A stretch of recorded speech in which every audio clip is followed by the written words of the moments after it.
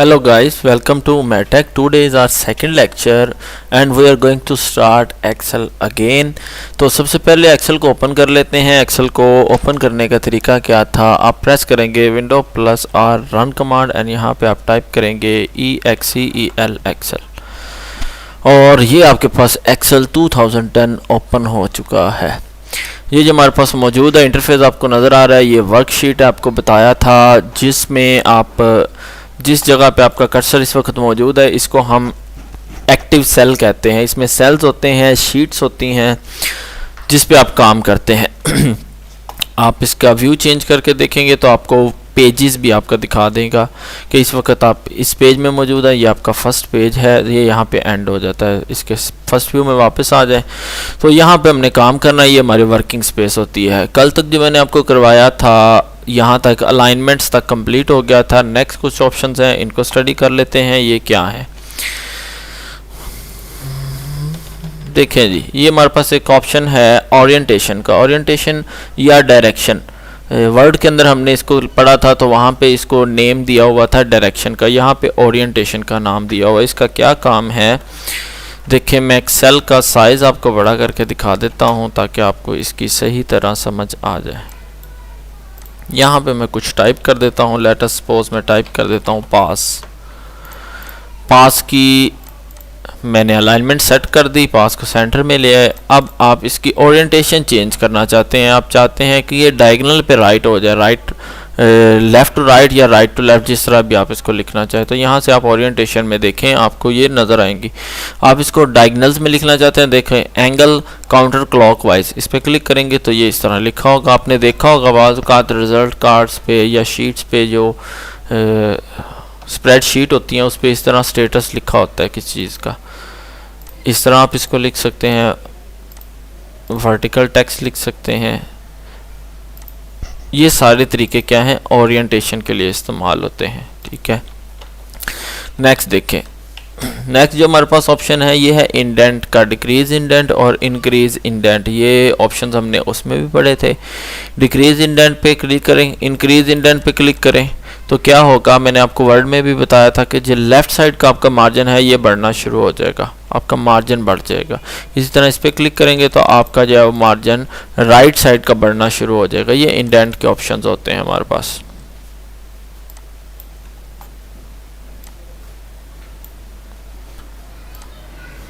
And next हमारे पास जो है ये मैंने आपको एक ऑप्शन पढ़वाया था, ये है जी डायरेक्शन का.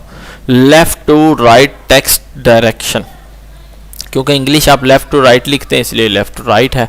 अगर आप इसको राइट टू लेफ़्ट लिखना चाहते हैं तो आप इसको राइट टू लेफ़्ट भी लिख सकते हैं. तो बाय डिफ़ॉल्ट ये किस पे होता है, कॉन्टेक्स्ट पे, यानी कि जिस तरह का कॉन्टेक्स्ट होगा. अगर कॉन्टेक्स्ट उर्दू में आप लिख रहे हैं तो ये ऑटोमेटेड राइट टू लेफ़्ट लिखना शुरू कर देगा. अगर आप कॉन्टेक्स्ट इंग्लिश में लिख रहे हैं तो ये ऑटोमेटेड लेफ़्ट टू राइट लिखना शुरू कर देगा. तो मेरा आपको मशवरा यही है कि आप इसको कॉन्टेक्स्ट पे रखें, अपनी मर्जी से तब्दील ना करें. नेक्स्ट हमारे पास ऑप्शन है रैप टेक्स्ट का. इसका क्या काम है देखें जी, एक सेल का साइज़ छोटा है लेकिन इसमें मैं तहरीर बड़ी लिख देता हूँ, ज़्यादा स्पीच लिख दी मैंने. मैं इस पर लिख देता हूँ किसी स्कूल का नाम, किसी इंस्टीट्यूट का नाम, कुछ भी ऐसा लिख देते हैं. इस पर मैं लिखता हूँ उमेर टेक एकेडमी पाकिस्तान, इस तरह करके. अब देखें कि ये सेल का साइज़ बड़ा था, इस वजह से जो बाकी का नाम है वो सेल में से निकल चुका है. अब हम क्या करेंगे, रैप टेक्स्ट कर देंगे. जिस वक्त आप रैप टेक्स्ट करते हैं तो वो सेल जो है वो अपने साइज़ को खुद ही चेंज कर लेता है, बढ़ा लेता है विद रिस्पेक्ट टू टेक्स्ट. जितनी टेक्स्ट होगा उस हिसाब से वो खुद को तब्दील कर लेता है. नेक्स्ट ऑप्शन है हमारे पास मर्ज एंड सेंटर का. इसका क्या काम है, अगर आप चाहते हैं कि आपका जो सेल है वो रैप ना हो क्योंकि अच्छा नहीं लगता इस तरह, तो हम क्या करेंगे कि आपका जो तहरीर है ये 3 सेल्स में पूरी हो रही है तो 3 सेल्स हम जो है ना इसको सिलेक्ट करके इनको मर्ज कर लेते हैं. मर्ज करने से क्या होगा कि जो 3 सेल होंगे वो एक सेल में तब्दील हो गया. हमने उन सबको मर्ज कर दिया, इकट्ठा कर दिया है. अब ये 3 सेल नहीं है, ये एक सेल काउंट हुआ है. मर्ज एंड सेंटर, सेल्स को मर्ज कर दो और टेक्स्ट को सेंटर में लेके आओ, ये कमांड है. नेक्स्ट देखें मर्ज अक्रॉस, मर्ज कर देगा लेकिन टेक्स्ट अपनी जगह पे ही रहेगी। नेक्स्ट जो है मर्ज सेल्स, सेल को मर्ज करना है, सिर्फ टेक्स्ट पे कोई इफेक्ट नहीं होगा। अनमर्ज करना है तो अनमर्ज कर दिया, वापस जो है वो 3 सेल जो है वो बन गए हैं। नेक्स्ट हमारे पास ऑप्शन है, ये सेल की प्रॉपर्टीज को डिनोट करता है। यहाँ पे मैंने अपना पॉइंट रखा हुआ, ये एक्टिव सेल है तो इसकी प्रॉपर्टीज देखें, यहाँ पे क्या लिखा हुआ है जनरल, यानी कि ये एक जनरल सेल है। जनरल सेल से मुराद ये है कि आप इसमें टेक्स्ट भी लिख सकते हैं, आप इसमें नंबर्स भी लिख सकते हैं, आप इसमें करेंसी लिख सकते हैं, date, time, whatever you want you can wrote here.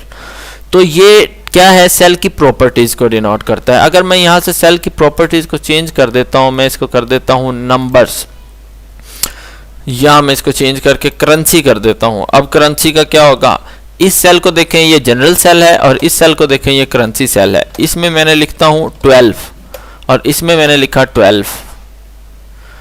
अब क्या हुआ, क्योंकि आपने सेल की प्रॉपर्टी फिक्स कर दी है कि this cell is made for only currency, आपने उसकी प्रॉपर्टीज में करेंसी फिक्स कर दिया है, तो आप उसमें जो भी फिगर लिखेंगे वो उसको ऑटोमेटिकली करेंसी में चेंज कर देगा।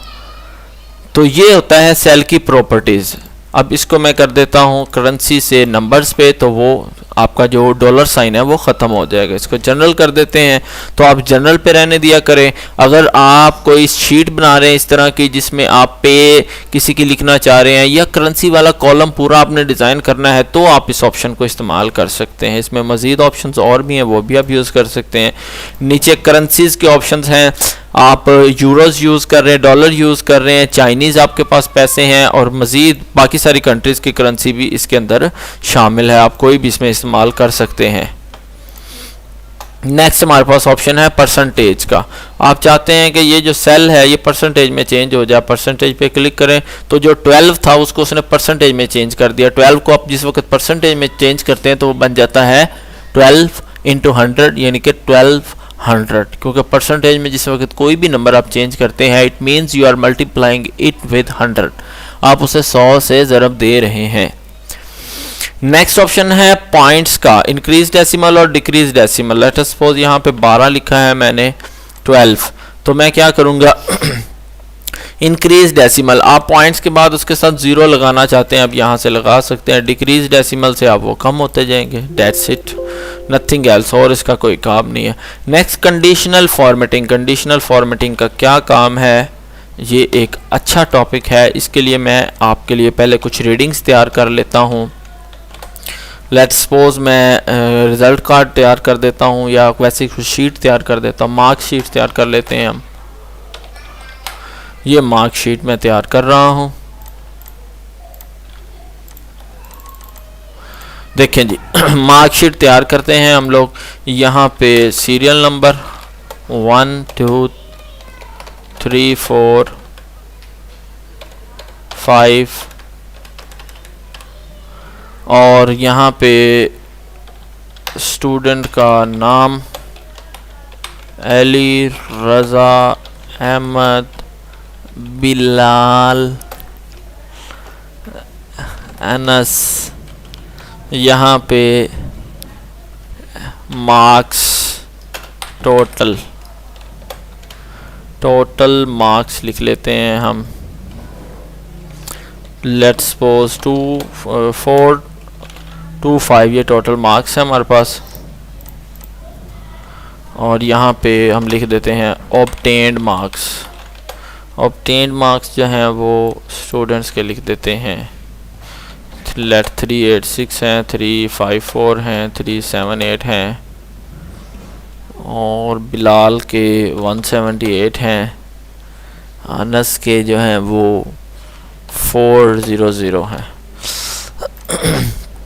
अब क्या होगा, अब मैं आपको कंडीशनल फॉर्मेटिंग बताता हूँ क्या है। लेट्स सपोज मैंने ये सिलेक्ट कर ली, सारा कॉलम सिलेक्ट कर लिया। सबसे पहले highlight cell rules, greater than सबसे पहला ऑप्शन है। ग्रेटर देन पे आप जिस वक्त अप्लाई करेंगे, मैं कहता हूँ कि जिस बच्चे के नंबर 400 से ज़्यादा हैं उसको क्या करो, light red fill with dark red, dark red उस सेल में फिल कर दो। तो किसी को भी उसने फिल नहीं किया, क्योंकि ऐसा कोई स्टूडेंट नहीं है जिसके मार्क्स 400 से ज़्यादा हों। मैं अगेन आपको अप्लाई करके दिखाता हूँ। ग्रेटर देन, मैं अब उसको कहता हूँ जिस स्टूडेंट के मार्क्स 380 से ज़्यादा हैं उसको रेड फिल कर दो। अब देखें उसने दो हाईलाइट कर दिए हैं, एक अली है 380 से ज़्यादा है और अनस 380 से ज़्यादा है। तो ये कंडीशनल फॉर्मेटिंग का फ़ायदा ये होता है कि आपके पास बहुत सारा डाटा है, आपके पास 100 स्टूडेंट्स, आपके पास 1000 एम्प्लॉयज़ हैं। आप देखना चाहते हैं कि किस एम्प्लॉय ने सबसे ज़्यादा छुट्टियां की हैं, किस एम्प्लॉय ने सबसे ज़्यादा जो है वो उसकी प्रेजेंस है, तो आप उस पर कंडीशनल फॉर्मेटिंग अप्लाई करें। आप उसको बताएं कि ग्रेटर देन 280, इससे ज़्यादा प्रेजेंस किसकी है, तो वो आपको हाईलाइट करके बता देगा कि आपका ये वाला जो एम्प्लॉय है इसकी 280 से ज़्यादा प्रेजेंस है। आप उसको कोई इनाम देना चाहते हैं, उसको हाईलाइट करना चाहते हैं, वट एवर। तो ये है कंडीशनल फॉर्मेटिंग का काम। नेक्स्ट ऑप्शन इसमें लेस देन, जिस स्टूडेंट के मार्क्स 200 से कम हैं उसको हाईलाइट कर दें। अब देखें कि ये हाईलाइट हो गया है, इसके मार्क्स कितने 178। दैट मीन्स कि इसके नंबर बहुत गंदे हैं या इसकी एब्सेंस बहुत ज़्यादा हैं, ये छुट्टियां बहुत ज़्यादा करता है। तो ये हमारा आज का लेक्चर था कंडीशनल फॉर्मेटिंग तक। तो हमारे साथ बने रहें इंशाल्लाह। बाकी भी जो है मैं पूरी कोशिश कर रहा हूँ कि 9 से 10 लेक्चर्स के अंदर अंदर ये आपको एक्सेल कंप्लीट करवा दिया जाए। नेक्स्ट क्लास के लिए सुबह मिलते हैं, तब तक के लिए अल्लाह हाफिज़।